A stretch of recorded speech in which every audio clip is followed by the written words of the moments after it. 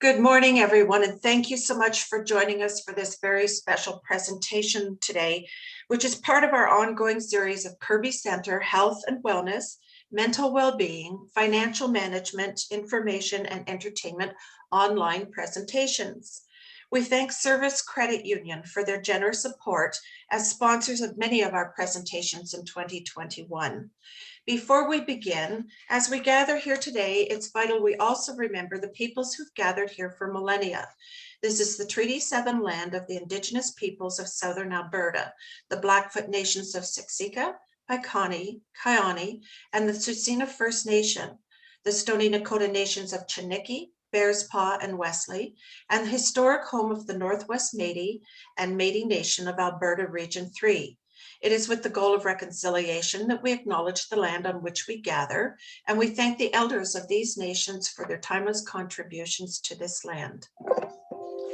And again, welcome and thank you for joining us this morning. I don't know about you, but I've often wondered what happens to my digital information once I'm gone. How often have you prepared for a long vacation and wondered how my kids would find my banking, my insurance, the will, any documents that are accounts that have passwords attached somewhere in the cloud? Well, we're pleased today to have Esther, Allman, Silberg joining us today to help us understand just where this information goes. Esther is a financial advisor with Insight Wealth Management. An Albertan all her life, Esther the investor has been in the financial services business for 40 years. She started her career in the fitness research industry after obtaining a Bachelor of Physical Education at the University of Alberta. She holds a CPCA, which is a Certified Professional Consultant on Aging, is licensed to provide insurance, and is registered to offer mutual funds in Alberta and British Columbia through Fundex Investments. Esther co-founded Insight Wealth Management in order to work with individuals, families, and business owners to help them achieve their financial goals. Esther is married to Gary, and they have 3 grown children and 5 grandchildren. She loves all kinds of sports such as running, biking, hiking, skiing, and snowshoeing. And she's looking forward to being able to travel again for those in-person hugs and warm weather. I'm with you, Esther. Esther, just where does all this information go, and what can we do to protect our privacy, security, and help our loved ones find it when we're gone? Well, that's a loaded question. I got interested in this. First of all, welcome to everyone. I understand we have people in the US and outside in UK, all over. I'm not sure that some of the technical things will be any different anywhere else in the world. So this is that's good news for wherever you are. A lot of this started when I was asked to write an article on some estate planning. And I thought, how can it be a little bit different than what everyone else is writing about? And this becomes part of an estate plan. So this does not substitute for anything else you're doing with a will or power of attorney or living benefits or living will. So one of the other things that when I was doing this, I started asking questions of friends and of family and my own husband. And I said, I don't think I know how to get into your computer. What if something happened to you? And then we started talking to friends. And every time I would ask, they go, no, I don't tell my family my passwords or my spouse or the dog or whoever. And then also a lot of us write everything down or used to, and now we're being guided or recommended not to write everything down. You know how often they say, don't write down a password. So that is one of the things just in general that keeping in mind, we have to find alternate ways. But how many of you have a bill payment that you said, I don't want paper anymore because we're all being very environmentally friendly and no longer killing so many trees. So now everything's virtual. Well, you might not even have that account number anywhere.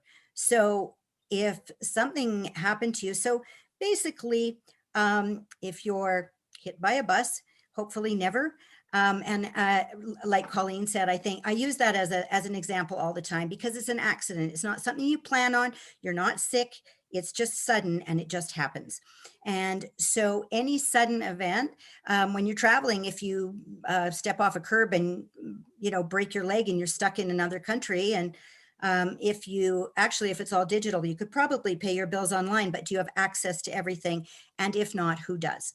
So that was exactly right, Colleen, on that aspect.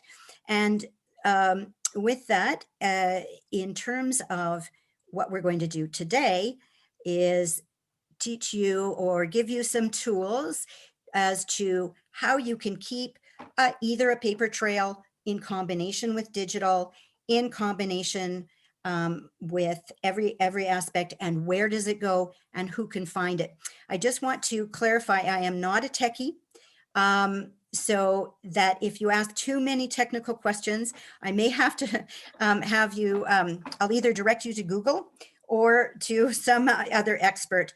But what the point is I will be able to provide you at the end some kind of tool that you can all use and take away. So you can write all this down or not, but probably not. So I will provide you with a lot of what I'm saying in paper form, should you choose to, or a PDF fillable document that you'll be able to use. So with that, I will just go ahead here and share my screen. So as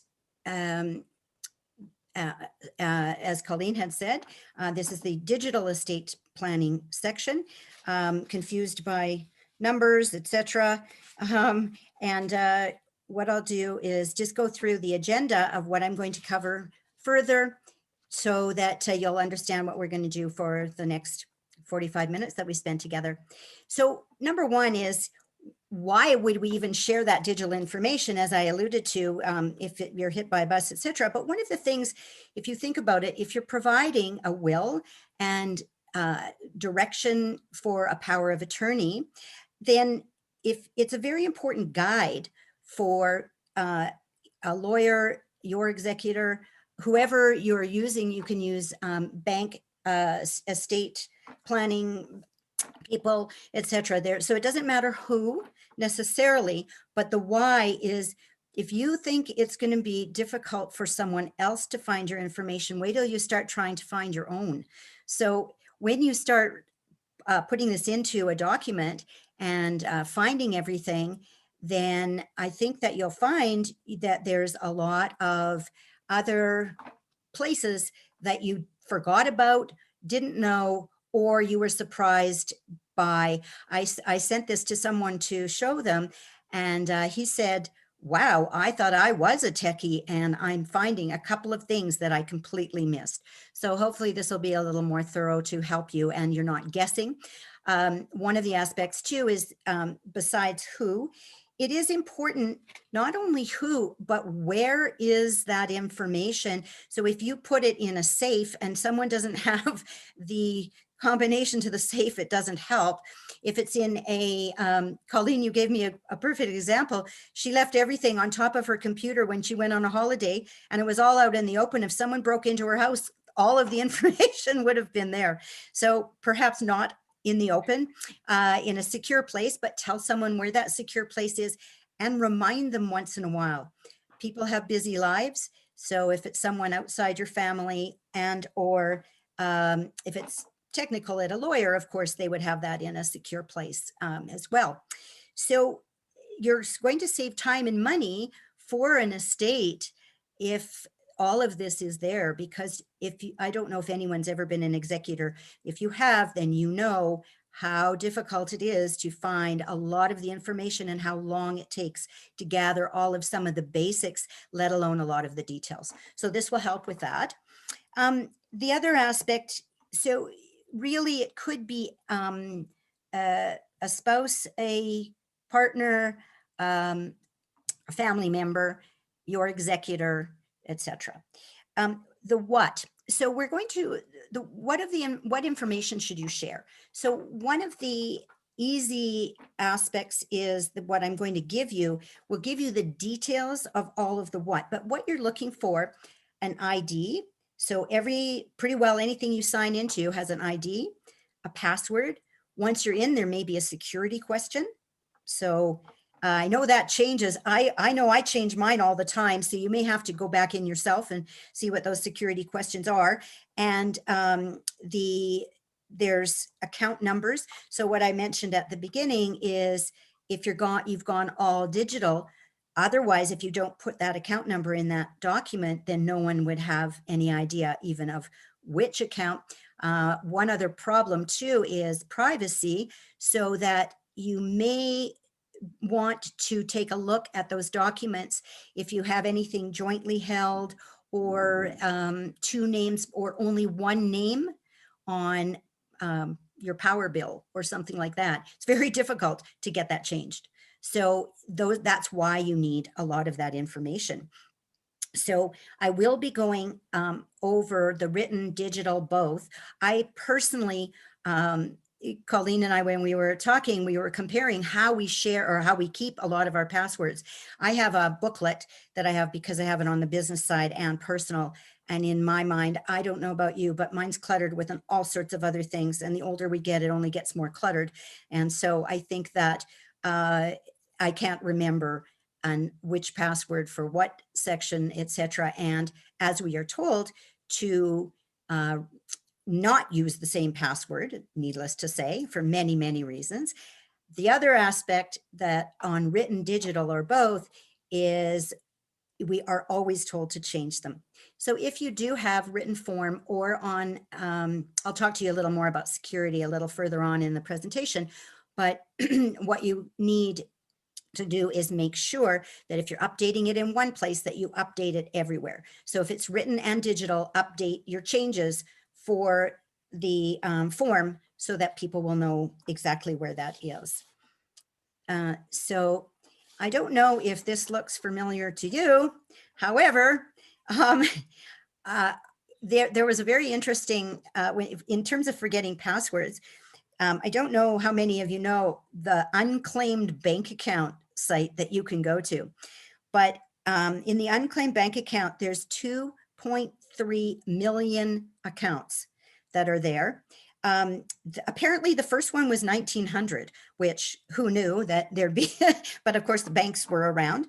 And 93% of those accounts are under $1,000. So these aren't necessarily huge, but hey, if there's $1,000 in an estate and you don't find it, and you've closed, the executor has closed, it's gone to probate, and then you find it, if it's a big amount, it could create, I don't think $1,000 or less will create much of an issue. But there's actually still $1 billion outstanding in those accounts. And just on a personal note, we thought, oh, well, let's Google our own names or look for our own names in there. And my husband just the other day found an account.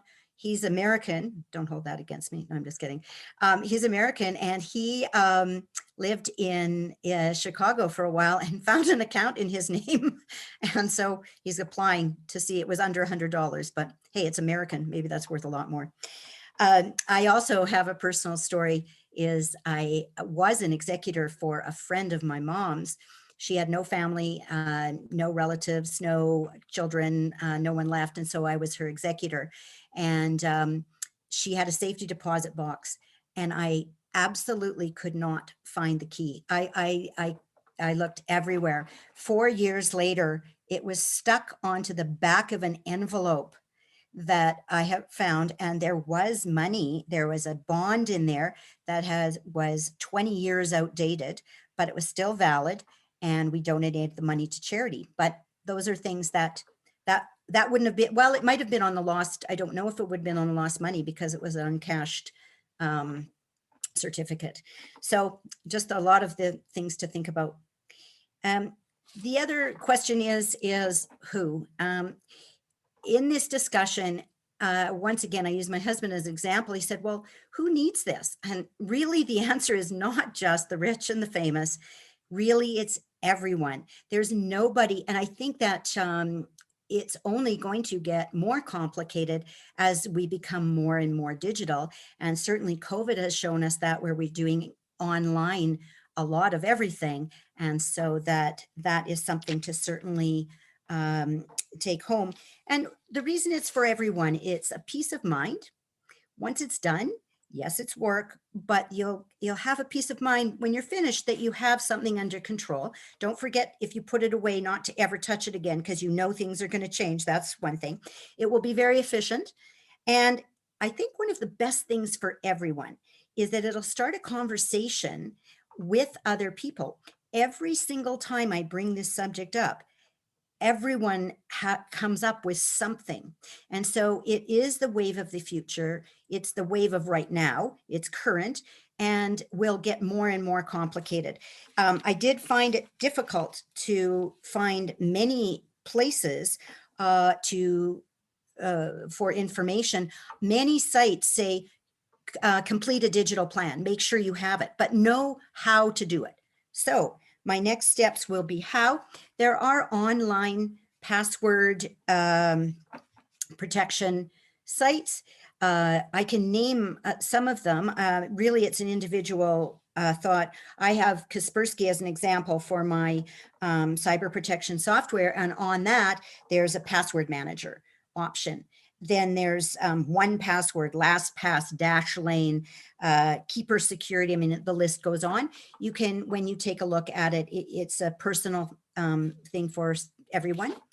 And so now I'll get into more of the meat of the presentation to show you what is, in terms of the agenda, I've broken it up into a few sections. Don't write this down madly. Once again, this presentation will be available, but all of this information I'm giving you, this is the summaries of a number of sites. I have 9 of them and things to watch for. So the first one of your personal computer and electronic devices, then I'll get into a little more detail of all the kinds of email accounts and your social media accounts, and then what to write down and look for. Once again, a bit of a summary, but I'll go first as an example, your computer and electronic devices. So people are getting more and more. You may have all of the above, a desktop, a laptop, an iPad or tablet. So it doesn't matter what brand or how they connect necessarily. You may have an external hard drive that you're saving things onto, in which case you have to make sure that you update information there.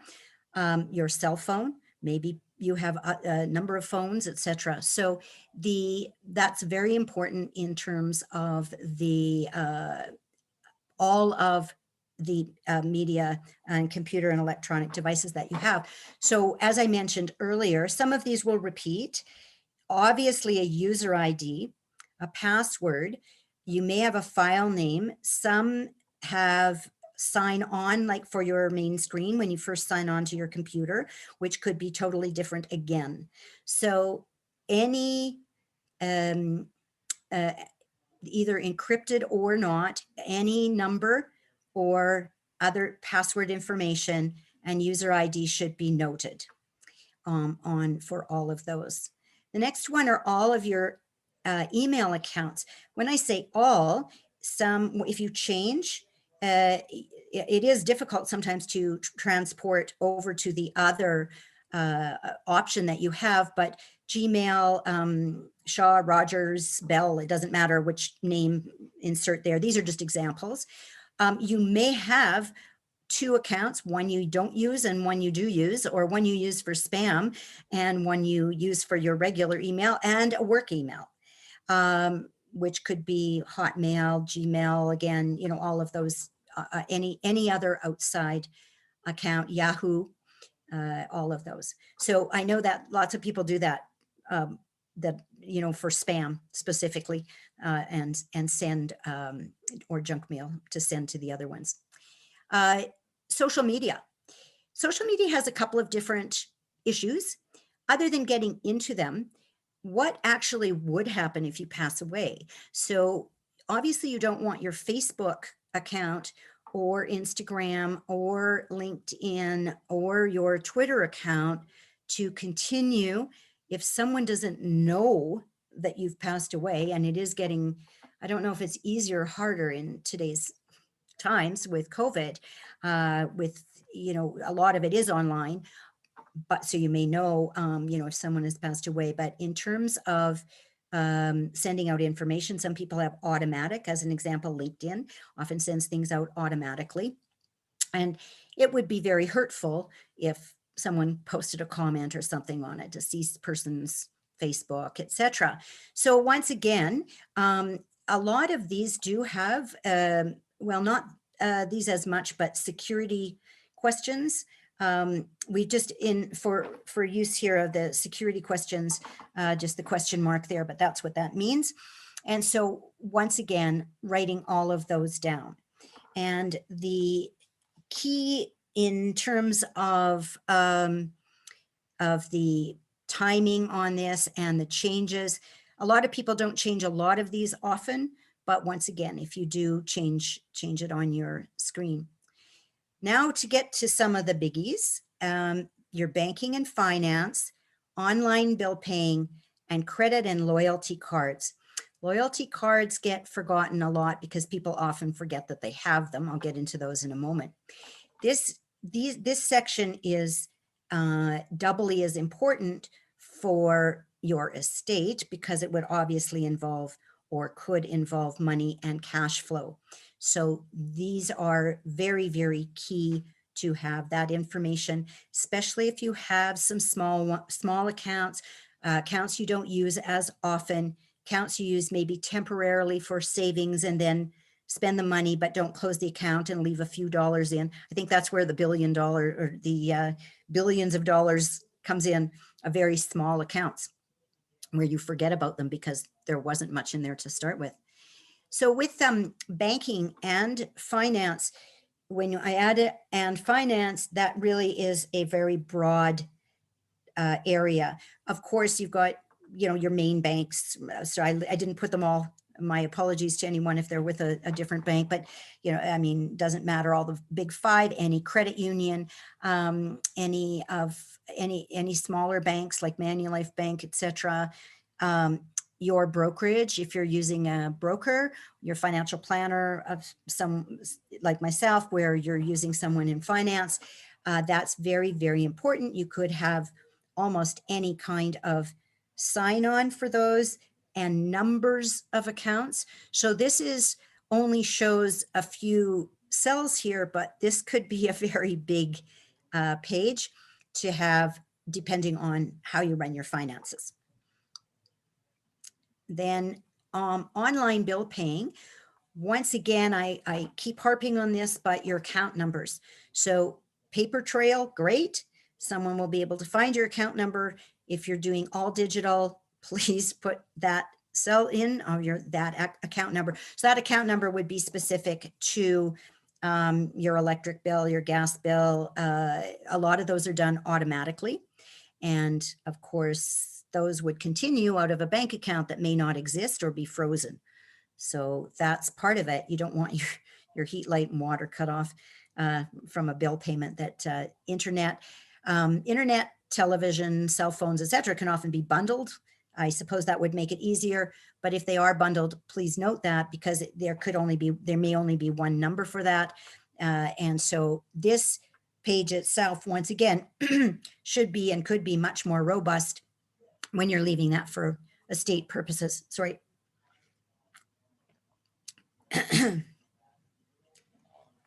Credit and loyalty cards.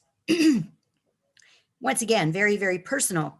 This can be absolutely anything.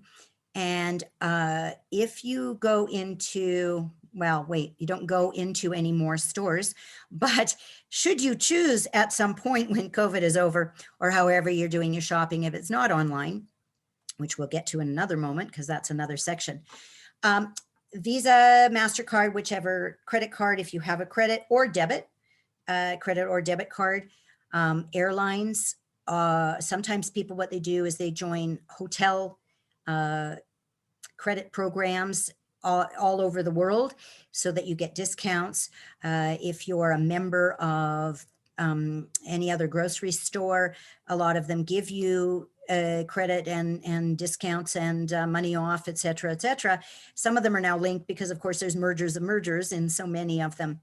Drugstores, of course, also do have points, and the list goes on. So I think I even have one like for Chatter's Hair and all of the many, many, many ones. Now, those aren't too bad because they probably don't carry anything unless you use them.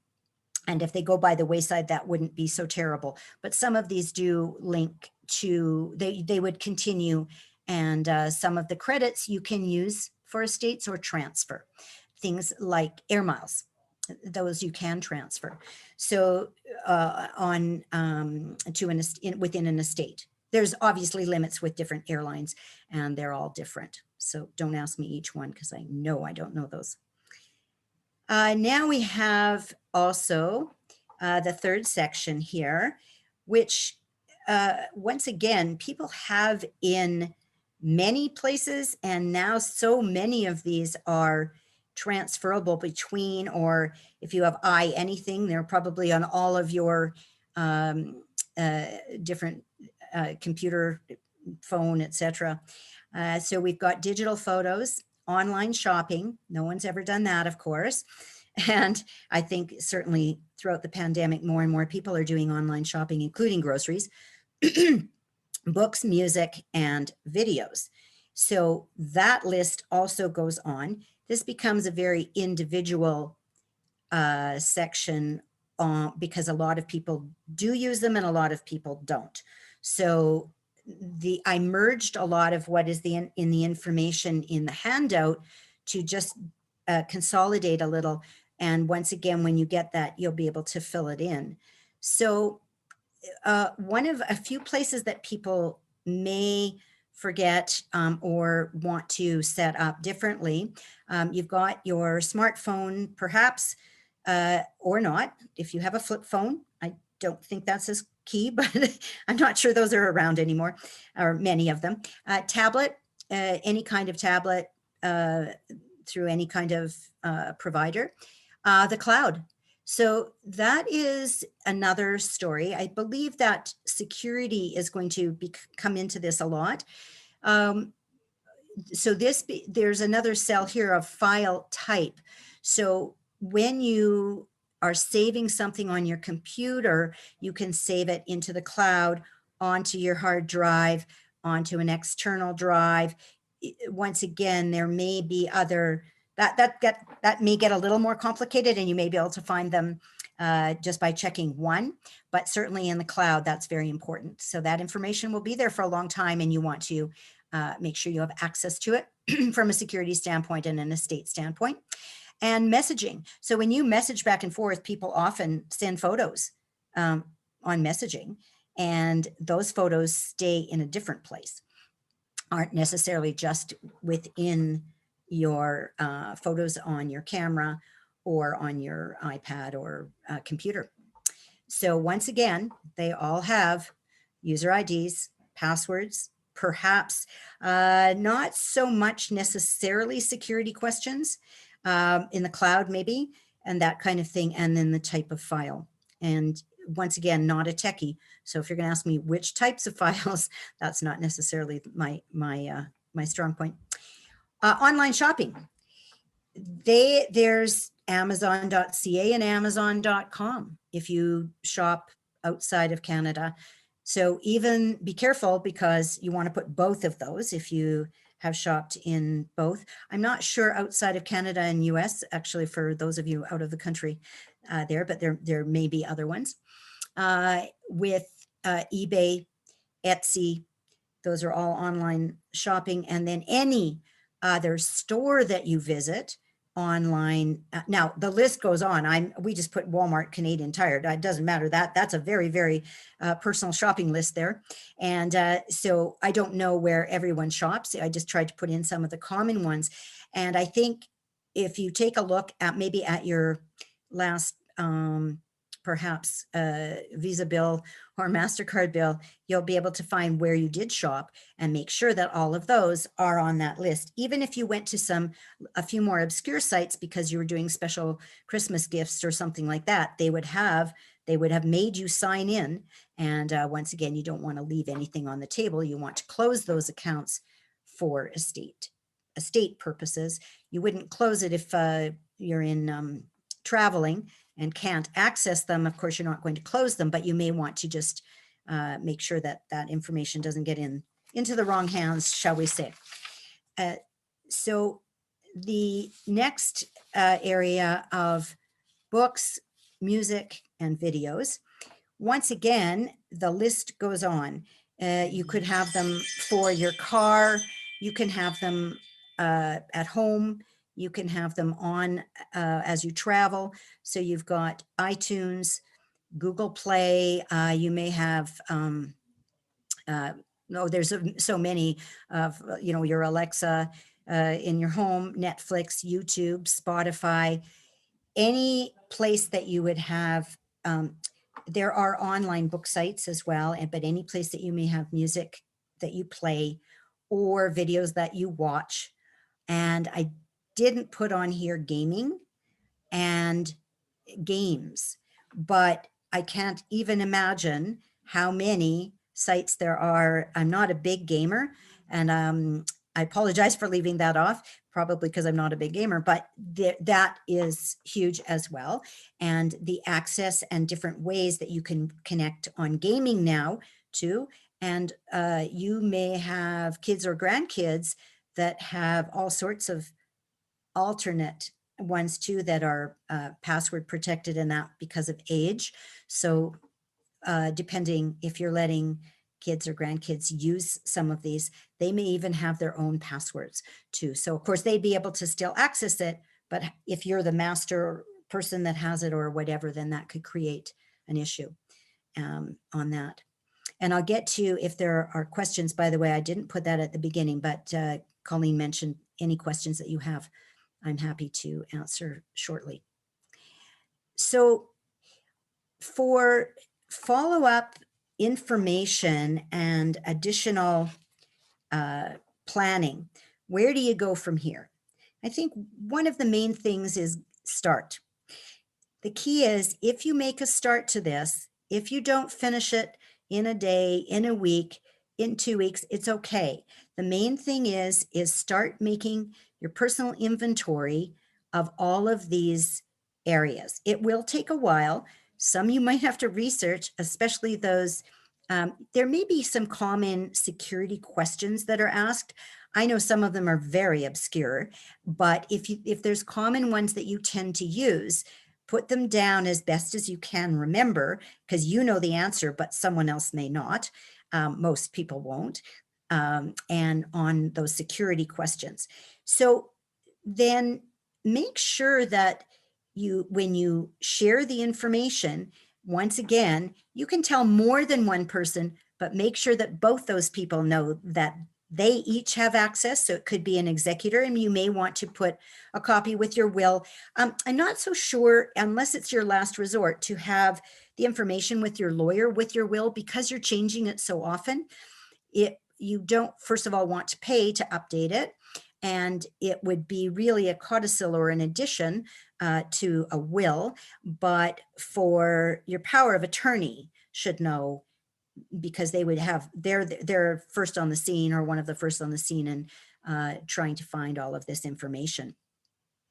I personally recommend writing this down, and or you could do a spreadsheet. You can fill in the form that I'm going to show you as a start, or use it as a template. Make a booklet, make it handy and easy, not necessarily for anyone to find, but certainly, so if you have a file drawer, or put it in a file, put it in a booklet, so that it is handy and easy to change. So however that works for you, for your system, however you decide. Please make sure you update whenever you change data.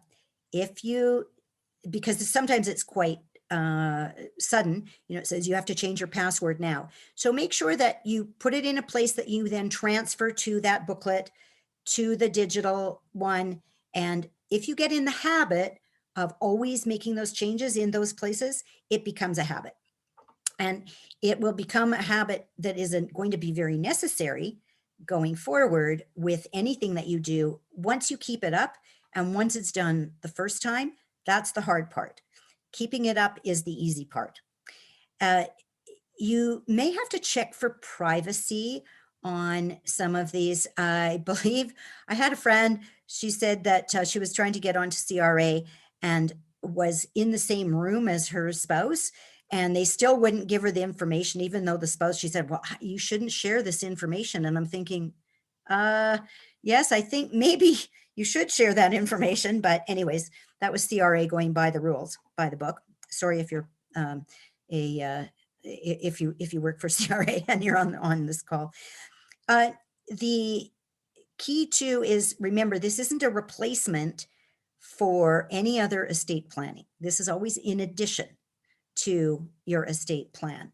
And the main reason is it's extra, it's newer, and going to get more complicated. So the main thing of having it available and having it there is in addition to your will.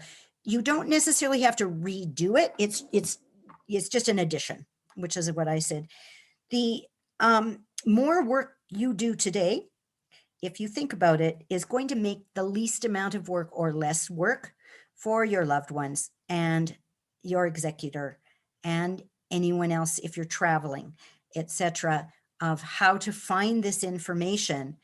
And so any work you can put in now and when you're able to is really going to be very helpful in the future. It's the same as when we ask people, do you have a will? And it's amazing how many people don't. But what this does is, as I mentioned at the beginning, it starts conversations. So if you're spreading the word and you're telling people how important it is, and you're also doing it, more and more people will make it a part of their true estate plan. And more people will not see it as something, oh, I don't have much. It doesn't matter what you have.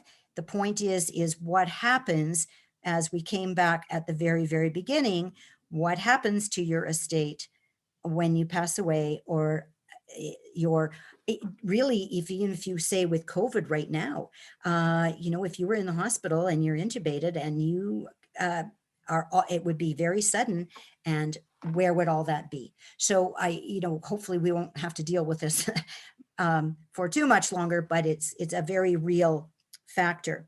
So please do spread the word. The information is available. It's a fillable digital estate guide. Our website, and when I say our, my business partner, Ryan Homan, if his name comes up, there's within this that you'll see as well as mine. It's under we provide insight.ca. It's under resources. All of the information that I'm saying will be given to you. Colleen is sending out an email after this after the presentation, and she'll put in this information for you. I also, as a CPCA, have a Maturity Matters newsletter that can be sent to you. We have a Join Our Community. That's really more for if you want to be on a mailing list, that we can add that to. I have a couple of thank yous as well. Thanks to Colleen for asking me to be a part of this. I think it's quite exciting to be able to spread the word to a lot of people.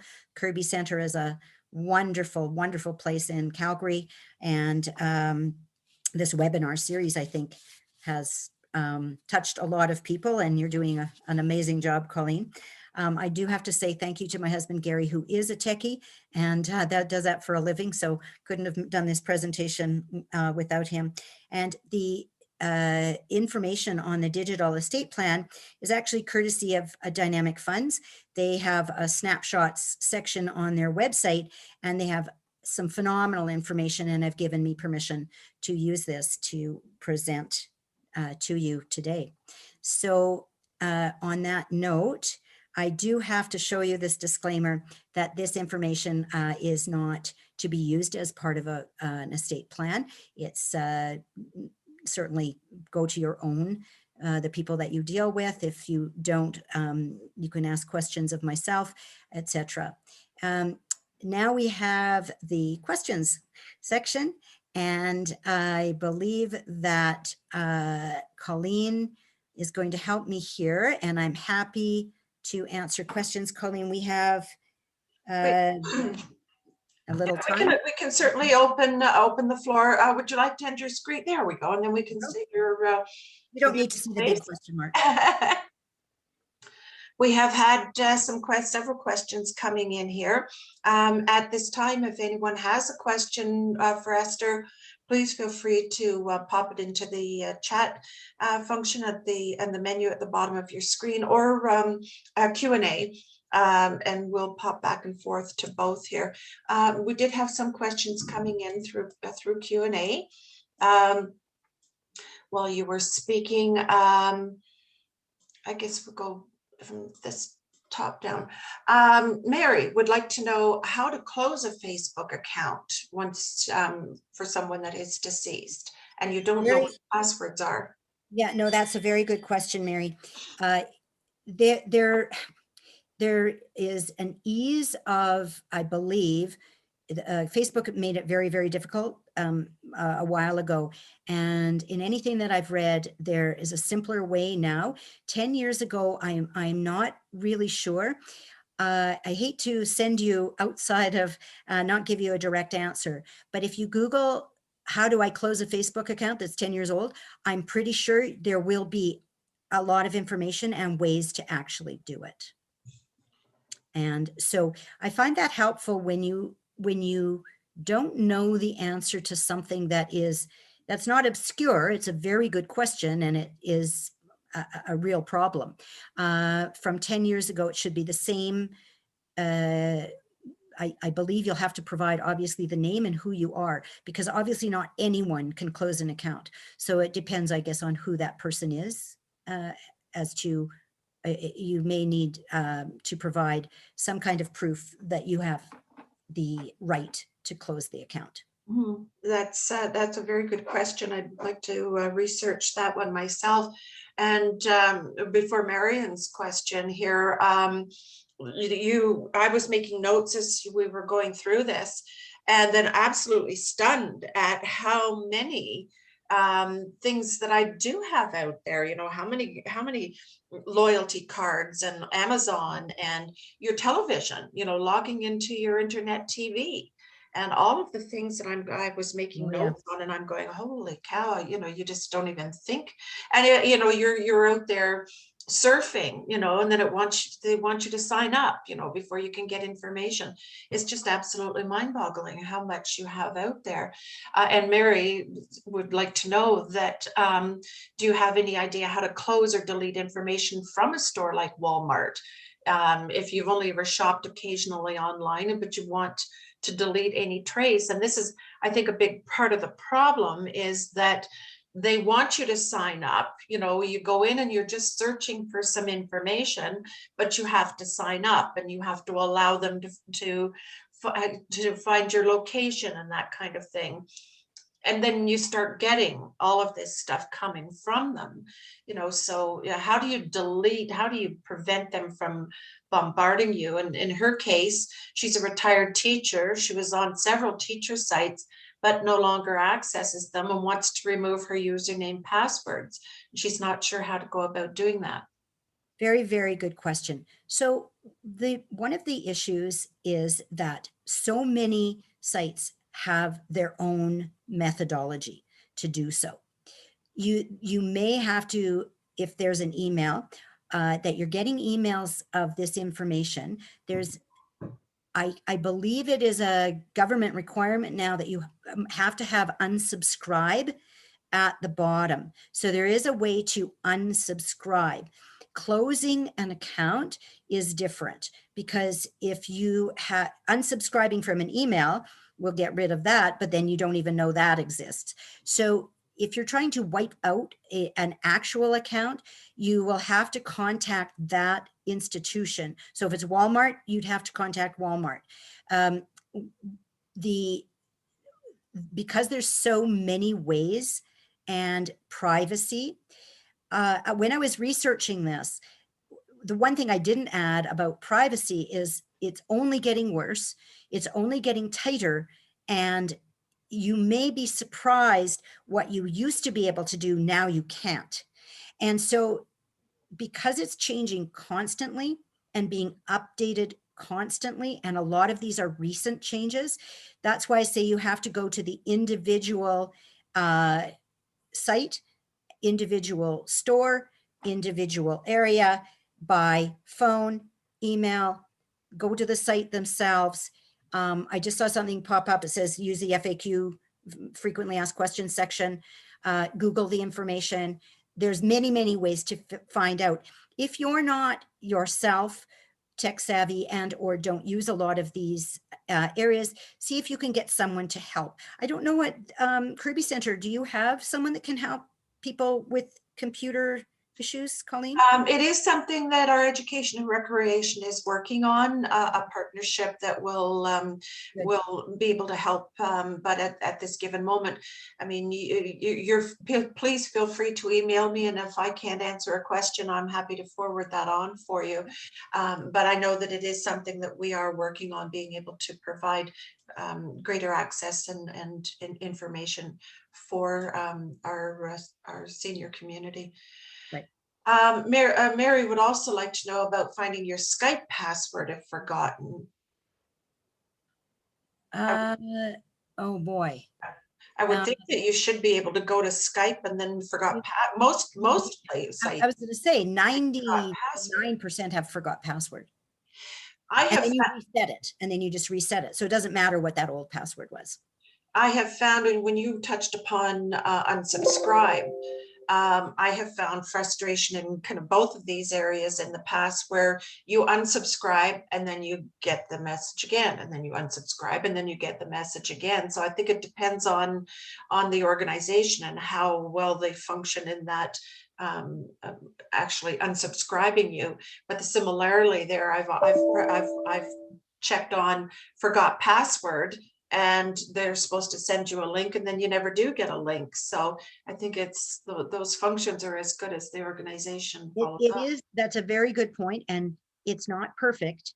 So, you know, as you come up with every individual or the areas where you're finding you're having issues, there's help out there.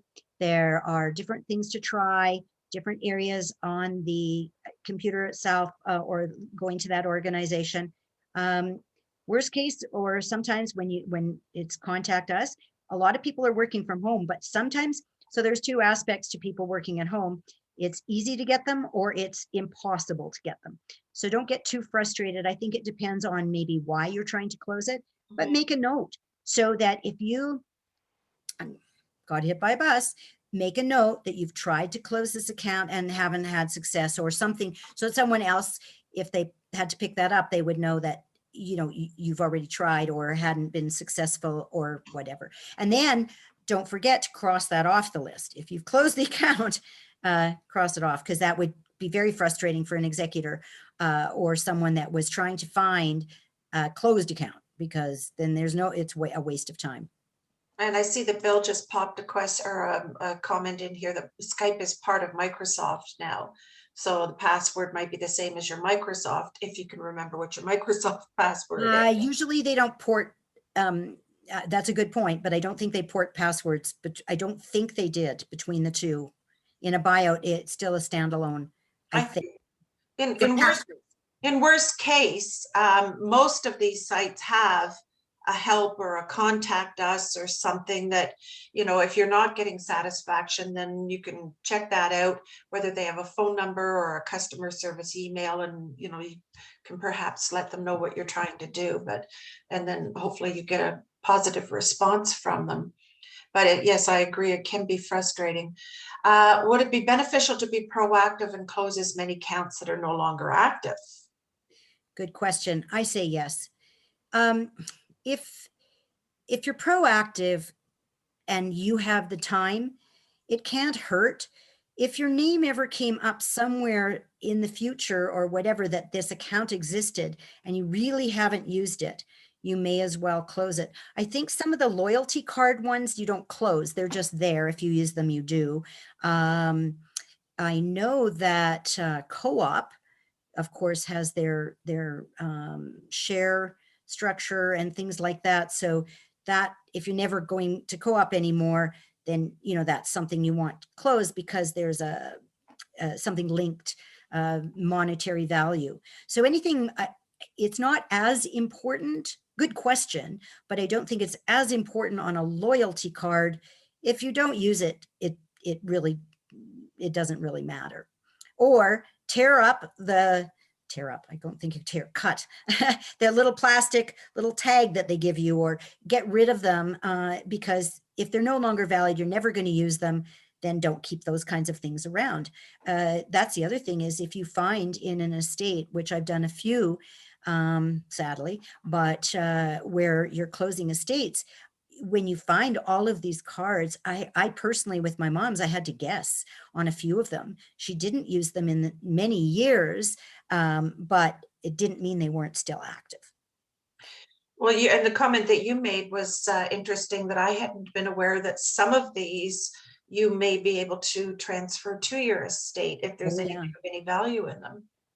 Yeah. Air miles or airline points can be transferable. Once again, rules change. So what I'm saying today may or may not be valid, but as time changes. But once again, it doesn't matter, so long as that information is there. If you can't transfer it, you'll find out. If you can, great, because, and sometimes if you, I use the rule of, if you get an answer from one person and you think it might be something else, make the call back another day and get another person. You might get the answer you want. So, Mari, your point, about closing things you're not no longer using, it might help to eliminate some of the messages you're getting if you're not dealing with a particular organization or retailer or anything any longer, and stop the messages from coming. Kim would like to know, what are the consequences of not closing an online account, and how does one close an online account? So it depends the type of account. If it's something to do with financial, closing the account, you have to go to the source. So if it is a credit card, bank card, you may have to physically go into the bank. If it is in an estate situation, you have to provide you may have to provide a death certificate and proof that you're power of attorney, and you have the right to close the account, or executor. Not power of attorney, I'm sorry. In an estate, it's executor. Power of attorney stops on death. So you have to make sure that if it's executor, that you have those papers. If you're going to a financial institution, and a lot of them are in person, they can't be done online because they have to see that proof. I'm really beginning to see the importance of having this information as part of the package that you would leave your executor, your estate. And Maureen, I'm with you. It's been quite an eye opener that she has many accounts and memberships, and she never even thought about them being important to her daughters. So how do they know? Absolutely. How do they know what you're doing? If they don't know, you know, and it's very important to you. If it's important to you, someone else needs to know about it. Mm-hmm. And she said she can relate to the social media question, because when her husband died, she didn't know his Facebook passwords, but it was very complicated to get the Facebook page canceled. And she still sees many pages that belong to friends that have passed away. So yes, it is kind of eerie when you're getting some kind of, it's so-and-so's birthday, and you know that they are long past. That's what started it. And I believe, once again, it's a lot more robust now on Facebook, perhaps on Twitter, on Instagram, etc., of ways that you can cancel, because at one point you couldn't cancel because it's yours and they didn't want you to cancel the more they had. So We got lots of activity coming. I'm going to pop over to some of the chats because I haven't, oopsie, come on, get up there.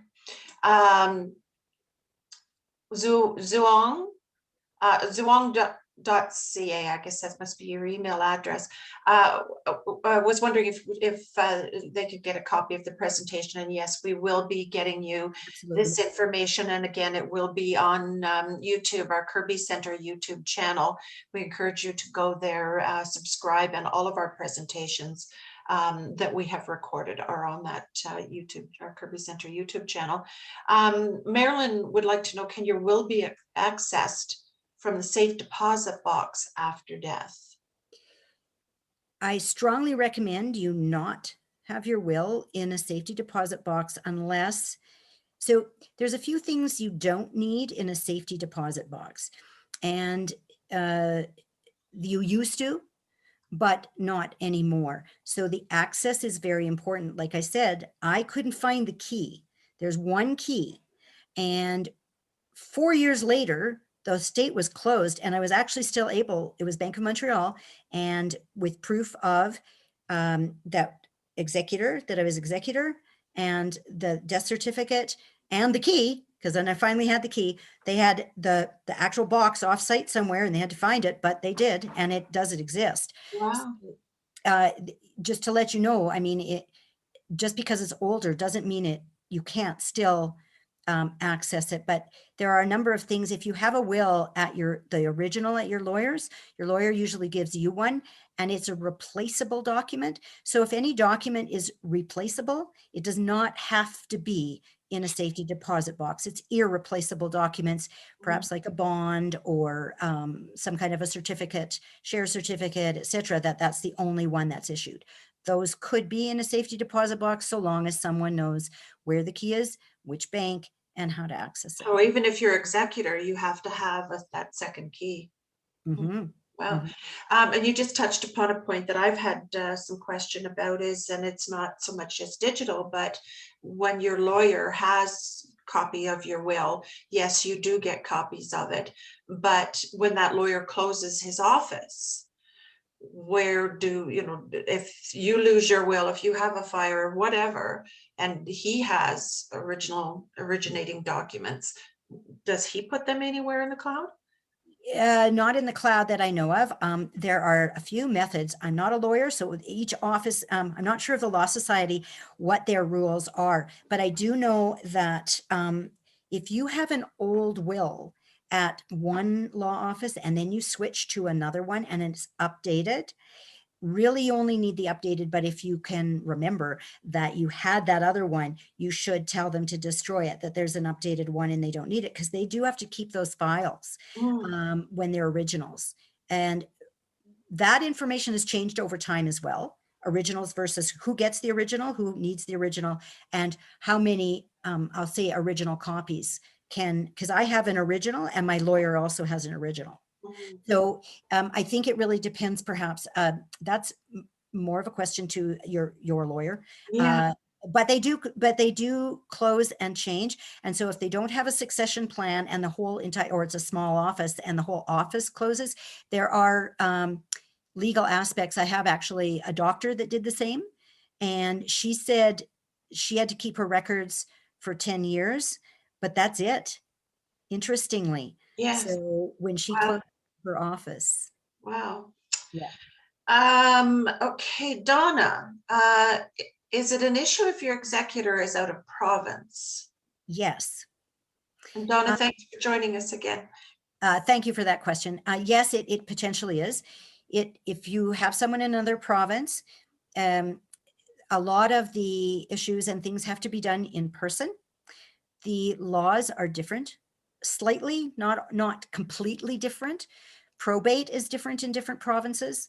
And so if you are executor for someone in another province, you need to know the rules of that province. I found out, I had an aunt that passed away in BC, and my brother lives in BC and was the executor, and I said, I'll help him. And they don't need to go have probate go through a lawyer. They can use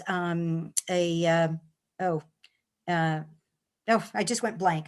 Um, yeah, commissioner of oaths, like a commissioner. So you can use, and I said, what? That saves a lot of money, but I didn't know that. So there are different issues between provinces. It's not impossible.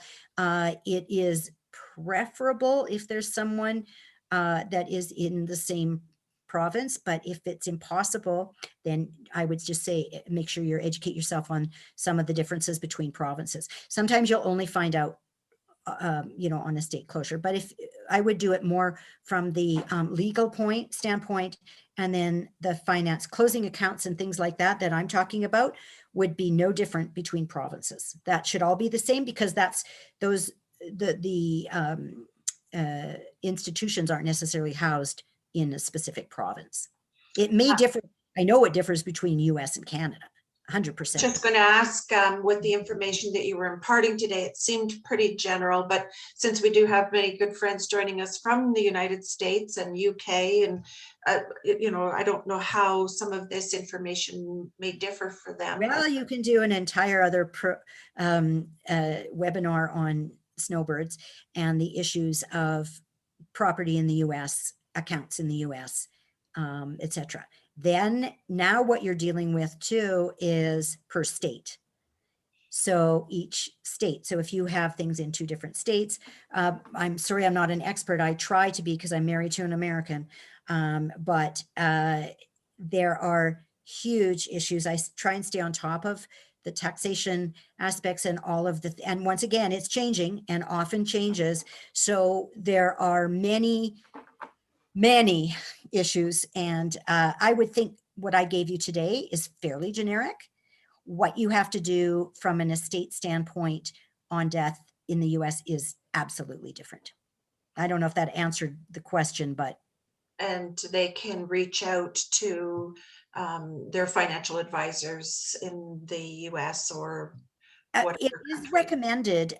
There are financial advisors in Calgary, accountants that specialize, not many, but you can combine how you use advice. So between an accountant, lawyer, and financial advisor in the US, once again, I can't comment on all of the credentials and the cross experiences and licenses that you can hold. In Canada, we have limits for licensing and that kind of thing as well. So it's something to check on an individual basis. We've got lots of questions here. So, and Zoom, we will share the presentation. So you mentioned that you've missed the first slide. We will share the information there for you as well, so that you do get that. Lots of thank yous. Great to know about Lena. Great to know about POA and executor responsibility. Esther didn't talk about who we could share our information. Are you referring to family Zoom? So sharing information is a very personal thing. Not everyone should have this information. Be very, very selective as to who you share it with. I would suggest only people that would have a need to know, a spouse or partner or family member. If you travel, if you live alone, for sure, then some other person, if they aren't in the same province, still tell them, let them know if it's in a file cabinet, etc. But I would not send them the information any other way necessarily. It doesn't have to be in their possession. Sending, you want to make sure everything is secure if you're sending it somewhere too, or encrypted. That's very, very important. Never email that information ever, because we don't know at this point, from a hacking standpoint, cybersecurity, etc., encrypted or in some other methodology that is safe. That would be certainly my first recommendation. And the who you know really varies depending on your personal situation. So single Just need to be very secure in who you're. Yeah. And then if you travel all the time, someone should know, number one, where you're going. And once again, if someone's taking care of your house, that's nice, but I'm not sure I tell them you want to tell that person where all your passwords are, because they don't have any really access. They might be able to let your executor in, but that kind of thing too. Kim, I'm not sure whether we ultimately did or not, but she said you didn't answer the question about some of the consequences of not closing an online account. I don't. Oh, the consequence, if there's money, that money would go into Never Never Land, and it would never be cashed. It would never be found. And I alluded at the very, very beginning, these unclaimed accounts are literally that. So it could go into that situation. That's a consequence. So depending, if it's very, very small, I don't think it even matters. It's still unclaimed. There's not much statutory to be able to find something online. It's 10 years that it wouldn't even show up for 10 years, because lots of people leave bank accounts dormant or whatever to maybe use them later or something like that. So yeah, does that answer the question? Hopefully that answered your question, Kim. But as I said, if anyone has any further inquiries, you're welcome to reach out to Esther. Janice, great information. A couple of additions she's made to her personal spreadsheet was indicating what bills are paid by what credit cards. Also including a contact name, example of financial advisor. Don't forget to include information for CRA. That was something that I'd noted here. My account, my business account. My account, yeah. Canada Services. We all now have to have Alberta ID. The health accounts. I started my spreadsheet 11 years ago before an international trip, and currently have 91 active sites that require sign-in and don't shop, and she doesn't shop online. Wow. Wow. So every single person that has seen this and the information and the extent of it always says there, I think without an exception, says, wow, I thought I knew all. Yeah. You've just added a bunch more. Now, part of the reason I didn't include some of the estate, so your financial planner's name, your accountant's name, your lawyer's name, all of that is part of a full estate plan. So this is just digital. Now, you may contact them only online, and there's something there too. But in general, that information should be, there's a whole nother area that you would open up for health, accounting, all of your personal contacts. That way, who your doctor is, medical information. So I appreciate, thank you very much. I didn't include it on purpose because this is mainly aimed at digital. So yes, there's a lot more information for an estate. And you run estate. Yeah, we do monthly. We'll do variations, but we do monthly have professionals to talk about estate planning, wills, that kind of thing. We've got many more questions coming. I know that we're running a little over. If you do have to leave us, we are. Thank you very much but I think it's evident that people are interested here. So we'll continue to answer some questions if you do have to leave us. Thank you very much for joining us, but we'll carry on here and try to get to as many of these as possible. There's one question here, Suzanne, is Docusign safe? And I had addressed that recently with the purchase of a home, and just as of, I think it was last night or this morning, had a concern because I got an email, Docusign, please sign this invoice, which I don't have anything going on out there. So to me, is it a scam? So is Docusign safe? Yes. So the reason Docusign, sorry, that's what in our practice that we use, and it makes it very easy and somewhat confusing for the people receiving it. So when you get a Docusign document to sign, it doesn't come from my email. It comes from the site. So as an example, Fundex for the investments, it looks like the email comes from Fundex. I'm sending it, and I'm sending you that document to sign, and I've approved it, but it doesn't say Esther, Allman, Silberg, or Insight Wealth Management. It does somewhere once you get in there, but they're all password protected and encrypted. So if you get any DocuSign, now I'm saying this as a flat statement, but in general, yes, that's what DocuSign is designed for, because to get into that signature page, there should be some password you've been given and or some other secret access, I'll call it, that even to sign. Yeah, So and I was afraid to even click on it to see what it was. It says view invoice, but it doesn't say, it just says a notification from DocuSign signature service. And so I took it as being as spam, because I've got nothing out there that I'm expecting. Regardless of whether they're safe or not, people will find a way around. So just be very careful with what you are doing there.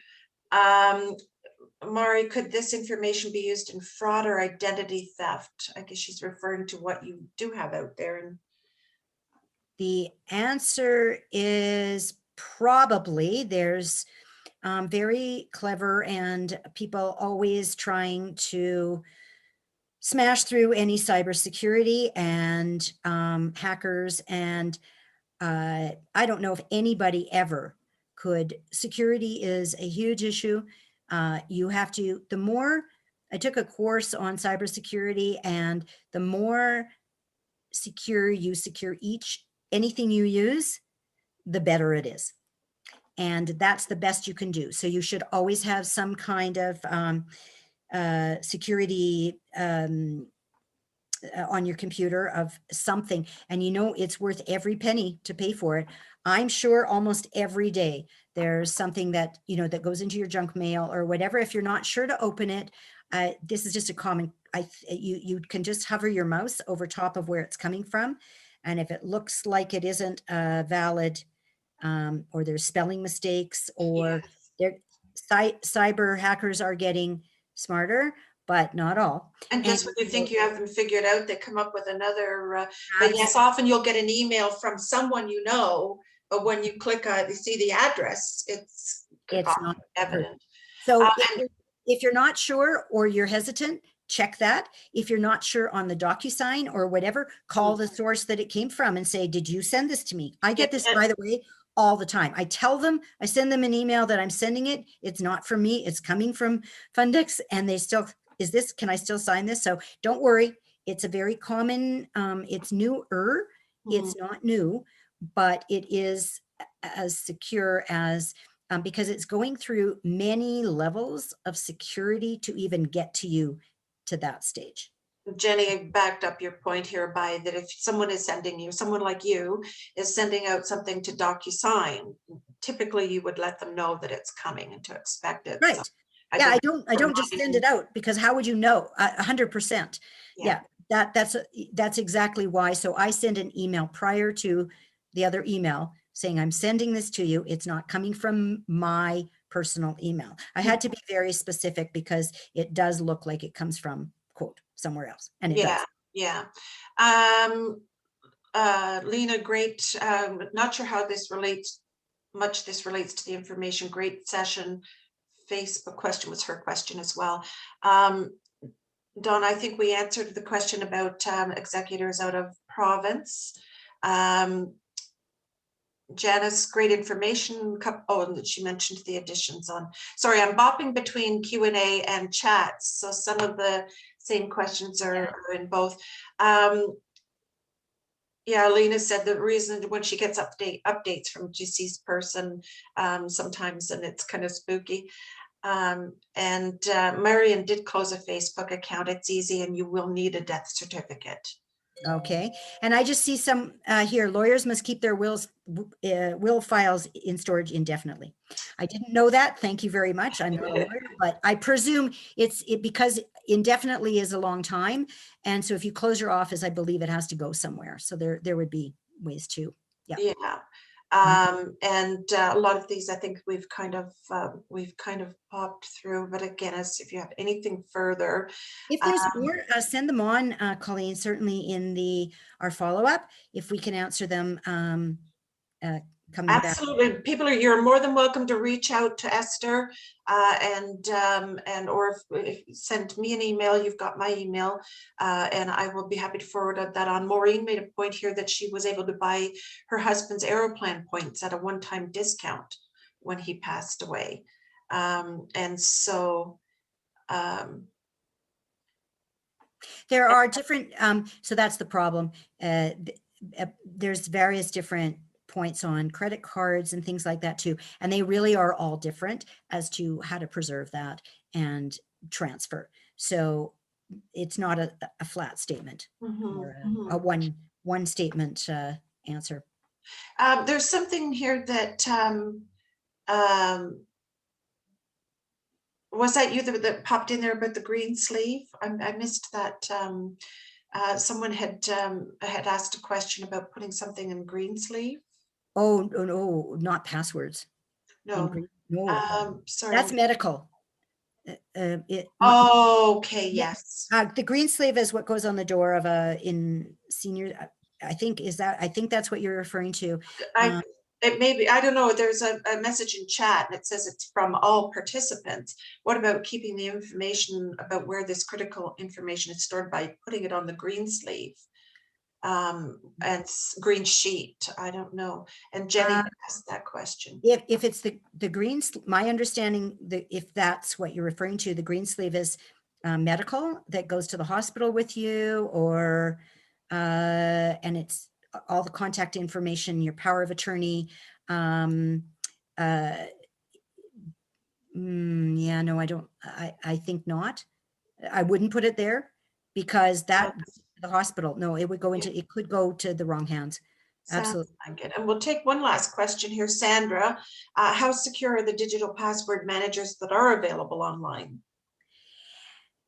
Do your homework. Sorry, that is, there's so many out there. I was hesitant. There's ones on your phone. My business partner, Ryan, uses his always. If you drop your phone and, I don't know what you do if you lose that. I'm still a paper and digital person. One thing, just as a suggestion, if you're saving some of it online, you don't actually have to put the whole password in. You can put in parts of it, or secret ways of sort of figuring it out is another way to do it if you really, really want to make it that much more secure. So there's other little tricks of the trade, I think, that you can think of. If anyone knows more, please let me know. I can't know all of it, but certainly in terms of, are those sites secure?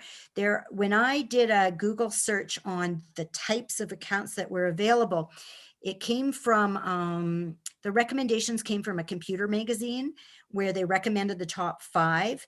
And so once again, you're still your own keeper of that choice. And so I would research it and ask those questions, and you can ask those comparison questions. There's lots of good information out there about each one. And, if you do your research, I think that would give you that comfort level of which one to use. And Janice has popped back in here. Definitely do not put it on your green sheet. EMS looks for that upon arrival, and that would accompany you to the hospital. So everyone there would have your information. And any ideas for Deborah as to where in your home if we tell you where to hide your stuff in your home, Deborah, we're all going to know where to go to your house to get it. So I don't know if you have any secret hiding stashes in your home that you can put this information in the event your house is broken into. Good question. Most people wouldn't rifle through probably a file cabinet of an entire group of files, etc., and you can put it under a different name. The main thing is the person that needs to know where it is. Yes. That's really, so where you put it is, Hold it up in a flower pot as long as it's where it is. Just don't put it in a safe that has a lock on it that someone doesn't know the code. So it is, once again, an individual choice. There's many, many, many places that you could put it. And if someone's breaking into your house, they're going for the jewelry. They're not looking for your digital passwords. Usually, I just wouldn't leave it, sorry, Colleen, out in the open. Janice is saying at the bottom of her pet food bag or the bottom of her garbage can. Yeah, that would be pretty gross by the time someone needed to. Might be. All right. Well, you know what? It sounds like we may need to do a follow-up on this at some time soon. Lots of information and really vigorous activity with questions. So we really appreciate everyone joining us today. And thank you, Esther, very much for all of that great information. Thank you for having me. And I hope Certainly give me food please for thought. spread the word. Absolutely. And I'm just going to do a quick screen share here as well, just to let everybody know what is coming up at Kirby. And we hope that you will join us. And of course, as everybody knows, we're in the midst of tax time. If you do require support in getting your taxes completed, please reach out to Kirby Center. We'll set up an appointment for you to come in and chat with tax preparers. As well as we are technically closed to the public, but we have been operating our critical programs and services throughout this period of COVID. And so again, just contact Kirby Center for anything that we can help you out with. And for those of you who are aware of Kirby, we have a dining room facility that many people did enjoy before closing with COVID. It is open once again, and it has been completely revamped to the Kirby Center Cafe, whole new menu. And if you're working downtown, there is curbside pickup for you. So you can go to our website and place an order for picking up your lunch the next day. It is also time to renew your 2021 membership. And again, our membership department can help you with that. If you have enjoyed the presentation today, we hope you'll join us for some of our upcoming. The next one will be financial empowerment tips. That'll be to help you with understanding your debt and late payments, your bank accounts, credit cards, and helps to get some budgeting ideas and a savings mindset. So you'll be able to access registration of that on Eventbrite here very imminently. As well as I mentioned the other day, we have launched the Kirby Center is going to be holding a charity golf classic on September 9th. So for all golf enthusiasts, we will have that information up on the website here by 1st of next week. If you're interested in registering or sponsoring or volunteering, just please reach out. So we're hoping that by September, we all can enjoy some outdoor fun. And it would be a major fundraiser for Kirby Center. And as well, we have spring into 2021 coming up. So save the date, May 17th to 21st. It'll be similar to the health and wellness presentations we did last fall. We have many organizations that will be joining us throughout the week, all day, every day, with presentations to help you live your best life. And again, Esther, thank you so much for this presentation today. It was just absolutely wonderful information. Give us all food for thought, as well as to Servus Credit Union for your support of our presentations. And to everyone that has joined us from around the world, we appreciate your support. Look forward to seeing you all next time. Esther, thank you so much. Thank you. You're very welcome. My pleasure. Bye-bye. Bye-bye, everyone.